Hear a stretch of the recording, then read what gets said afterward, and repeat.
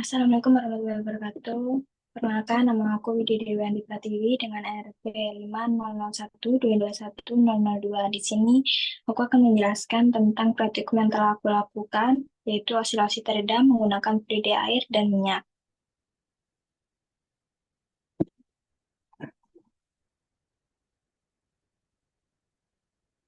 Next. Latar belakang dari praktikum kali ini yaitu getaran merupakan fenomena yang sering dijumpai dalam kehidupan sehari-hari, seperti pada ayunan dan gitar. Pada ayunan bergerak dengan pola yang berulang, sedangkan senar gitar bergetar menghasilkan suara. Kecepatan atau amplitude getaran dipengaruhi oleh gaya yang diberikan oleh redaman. Pemahaman tentang getaran dan redaman penting untuk mengidentifikasi jenis redaman yang terjadi sehingga dapat diterapkan dalam berbagai bidang teknologi dan kehidupan. Selanjutnya ada tujuan dari praktikum kali ini yaitu pertama untuk memahami konsep osilasi teredam, yang kedua untuk memahami perbedaan antara osilasi teredam rendah atau underdamped, yang selanjutnya ada osilasi teredam kritis yaitu critical damped dan osilasi teredam berlebihan yaitu overdamp. Untuk yang ketiga, untuk memahami bagaimana media yang berbeda dapat mempengaruhi redaman. Yang keempat, untuk mengukur viskositas fluida, minyak, dan air. Next. Adapun batasan masalib pada praktikum kali ini, yaitu percobaan ini berfokus pada getaran teredam yang melibatkan beban gantung pada pegas dan variasi fluida untuk menghasilkan simpangan dengan tujuan untuk memahami pengaruh fluida dan beban pada getaran teredam. Yang kedua, untuk percobaan ini berlandaskan pada prinsip hukum Hooke dan hukum Stokes untuk melakukan peninjauan. Yang ketiga, ada fluida yang digunakan pada percobaan kali ini adalah air dan minyak.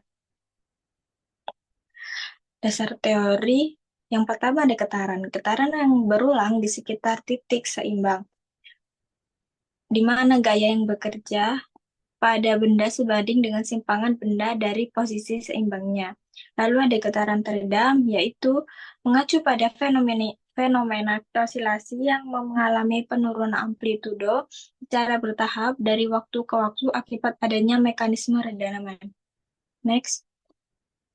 Yang selanjutnya ada gaya gesek.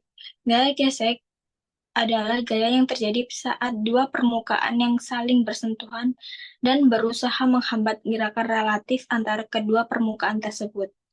Selanjutnya, ada hukum Hooke, yaitu menyatakan bahwa gaya pada pegas berbanding lurus dengan perubahan panjang pegas dari posisi normalnya.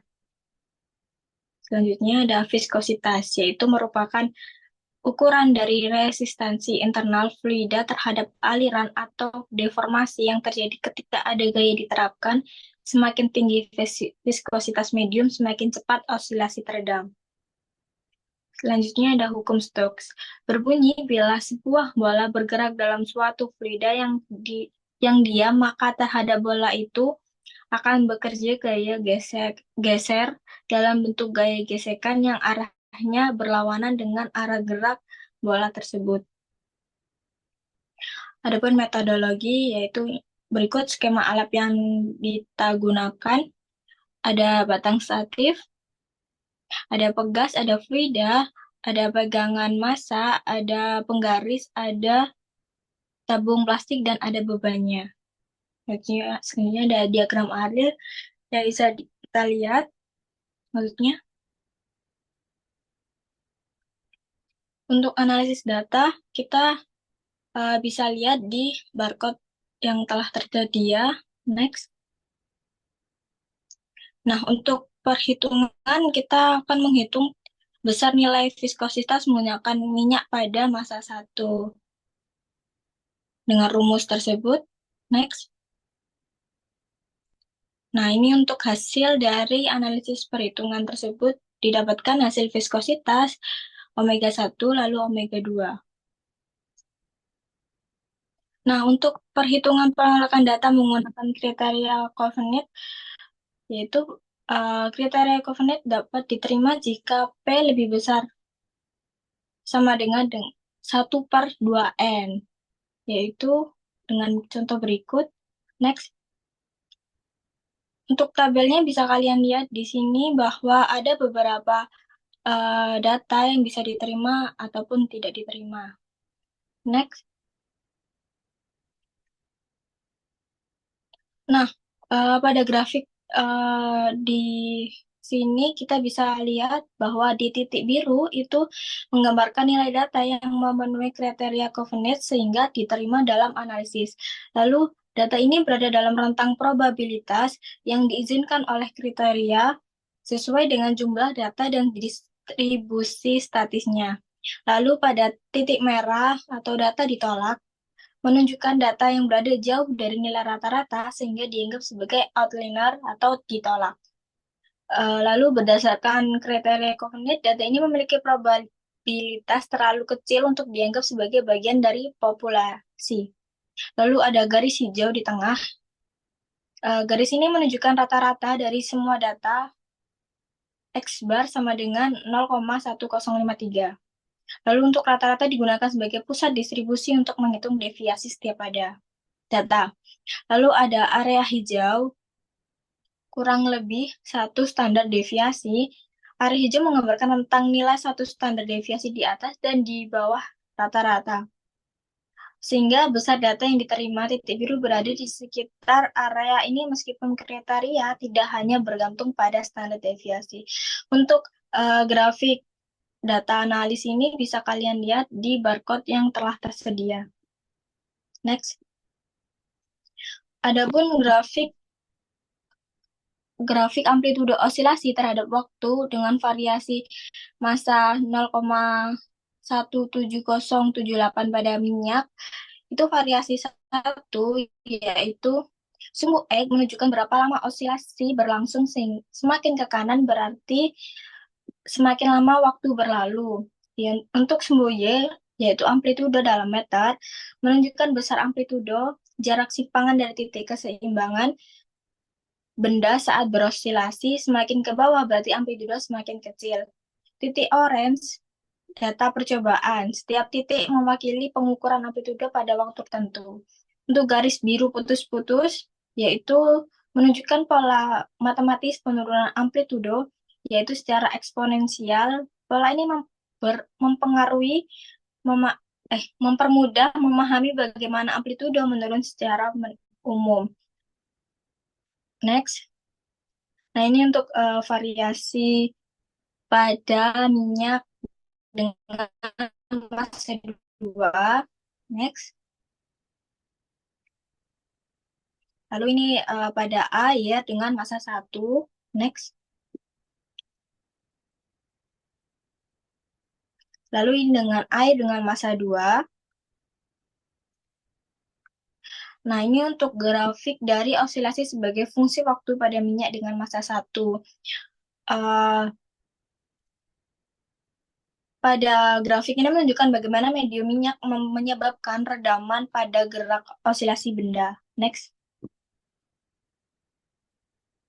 Ini dengan minyak massa 2. Lalu, next. Ini dengan air dengan massa 1. Next. Ini pada air dengan massa 2. Next.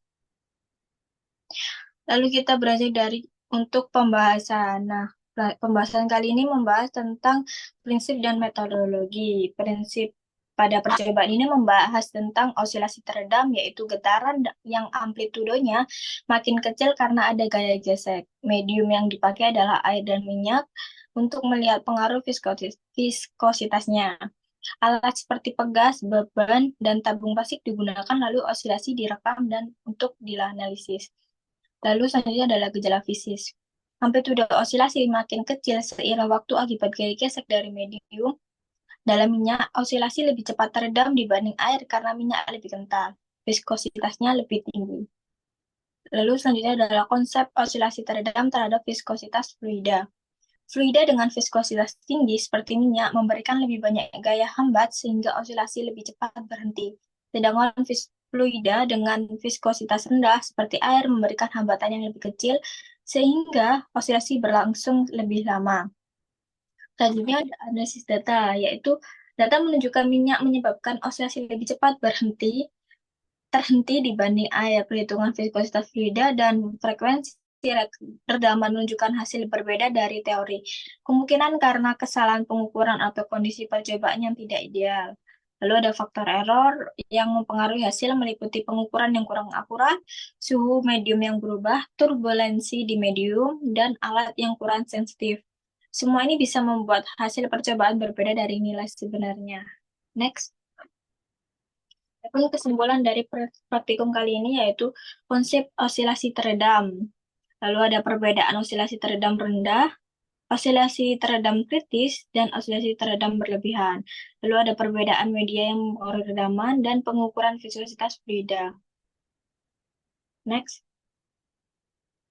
Nah, daftar pusaka dari dasar teori meliputi data-data tersebut. Next.